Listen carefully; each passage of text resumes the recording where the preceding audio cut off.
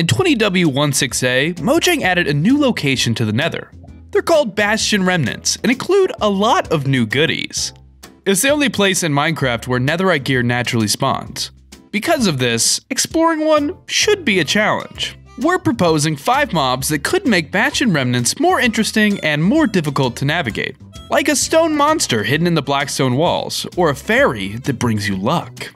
The Bastion has the potential of bringing a lot of new mob features to the table, and we're excited to explore that with you. But before we get into that, I'm Dr. Minecraft MD, here to bring you your daily dose of Minecraft content. I prescribe you to subscribe and like the video. Doctor's orders! Let's pop in our new Pigstep music disc and head to a Bastion Remnant. First up on our list is an evolution of a new mob. We all know the Nether is getting revamped, and with that came the piglins. But we like to think not all piglins are the same, thank you. That's why we would like to see a new subset of these savage humanoid piggies, the Piggelin Paladins.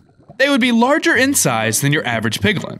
Also included would be a large gold sword and shield. The regular piglins have a health of 16. Naturally, the paladins would need a bump. That's why their health would start at 30. They will also have higher attack strength too. So make sure to guard yourself and do everything you can to not aggro these guys. That means wearing gold armor, which isn't always guaranteed to work, but it also means being very particular about the chests you open. As well as regular piglins, these guys become aggressive when chests are triggered in a bastion.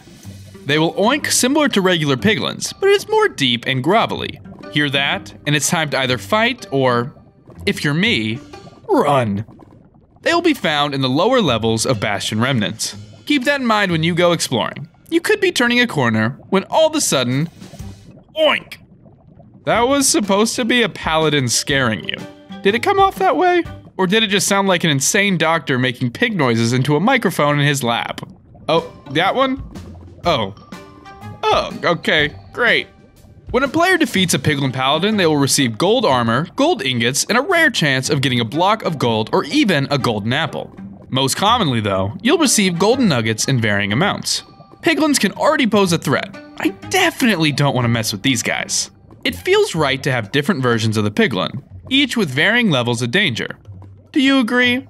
Like always, let me know what you think of the Piggelin Paladin in the comments down below.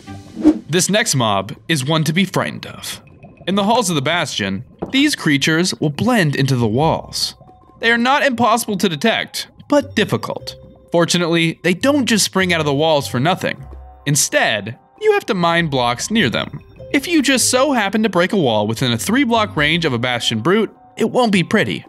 Their arms and torso will begin to pulse as they break free from the wall. It's alive! Anyways, they will have 40 health points. They're strong, but not impossible to take down. If they do spring to life, do your best in defending yourself. Kill one, and they have a chance to drop netherite scrap. Beyond that, when defeated, these mobs will drop several gilded blackstones, which give players a decent amount of gold nuggets when mined. Overall, these guys are great. Sure, they're large, scary, and somewhat sneaky, but they're just what the Bastion needs. In a way, they are the literal building coming to life to fight you. That's pretty neat. Battling them will be tough, but defeating them will feel amazing. Next! Grab your tissues, everyone. It's time to cry. The next mob on our list are the Evaders, another watchful protector of Bastion Remnants. They have many similarities to Guardians. Similar to how they protect ocean monuments, the Evaders' mission is to protect the Bastion. To do so, they have some interesting powers. Make contact with this creature, and you will be teleported. It will most likely be in the Nether, but that in itself is dangerous. Watch out for lava, folks. Ouchie. On rare occasions, you could be teleported all the way back to the overworld. A random location too, so you might have to do some backtracking. On even rarer occasions, there is a chance to be teleported to the end. Don't worry though, the likelihood is only 0.5%. The Evader's ability is made clear by its design. It's essentially a specter with the function of a rogue nether portal. You'll know you're near an Evader by their signature sounds. Weeping. That's right. They cry a lot. Come on, Evader. Don't cry. Because when you cry, it makes me cry. I'm okay. Upon an invader's death, they drop lodestone, a block that can be led to using a compass. Let's say you place down a lodestone at your nether portal. Regardless of how far you travel, your compass will lead you back to it.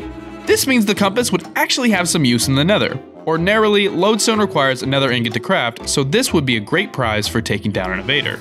Nice. I like this mob because of its unique attack abilities. It's easy to come up with a big, hulky mob to protect the Bastion, but one that uses teleportation? Even better in my opinion. It also adds an element of randomness that Minecraft thrives on. The Evader would be a natural fit for Minecraft. Let's go check out the next mob. I'm feeling really sing-songy today. Let's go. This next mob is, in a word, magical. We realized that anything we ever proposed for the Nether was bad news. We don't want that. There's a little bit of good in everything, even the Nether. That's why we're proposing the Netherite Nymph, a rare flying fairy similar to the Snitch in Harry Potter. They would be a passive mob, never attacking the player. They also startle easily and move as quickly as an ocelot, so getting close to them can be difficult. They can be caught with a glass bottle. Again though, good luck. I'd recommend sneaking very slowly to ensure the Netherite Nymph doesn't fly away. To make certain of its capture, try backing it into a corner. They would be the rarest mob on our list, and for a reason. Once caught, you'll receive many benefits. For one, while in possession of the nymph in a jar, when breaking a block, there will be a 15% chance of receiving 2 times the yield. That means getting the same item twice. The Netherite Nymph only has a 2% chance of spawning in Bastion Remnants though. If you do see one flying in the distance, I'd make it your mission to capture it.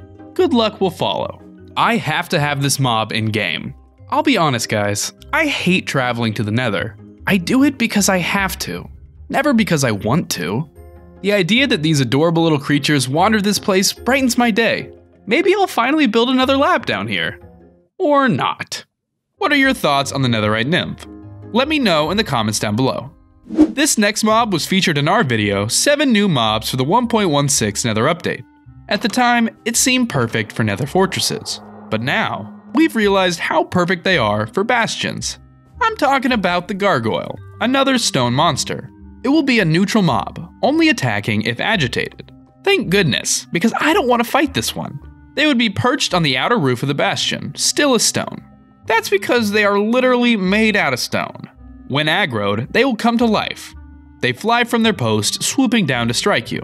They are somewhat similar to phantoms in their attack, but deal considerably more damage. They also have more health, so taking them down will be more difficult. There will be at least 2 gargoyles in every bastion. It should also be noted that these gargoyles actively protect each other too. This means you aggro one, you aggro both. Uh-oh. Now you have 2 bastion gargoyles swooping down to mess you up. Slay these gargoyles and they have a 20% chance of dropping netherite scrap. I think this makes triggering a gargoyle fight considerably more worth it. Yeah, it'll be difficult, but netherite scrap? Sign me up! I love the gargoyle.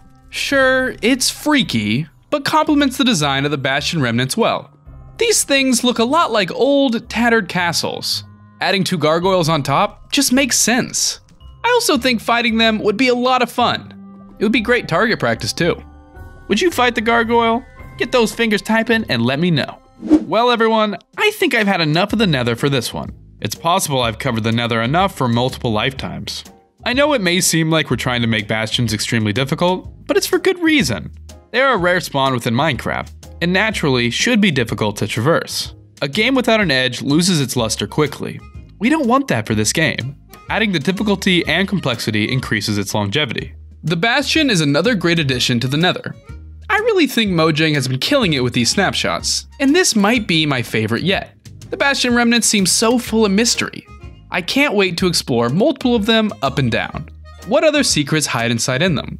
I guess we'll just have to wait and see. But that's just our opinion. What's yours?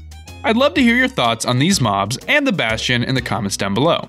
Hey everyone, before this video ends, I just wanted to really extend a heartfelt thank you to everyone who's been watching, subscribing, and commenting on the videos.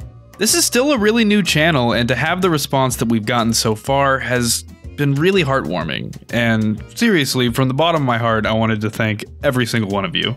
This has been Dr. Minecraft MD. Until next time, this doc is off the clock.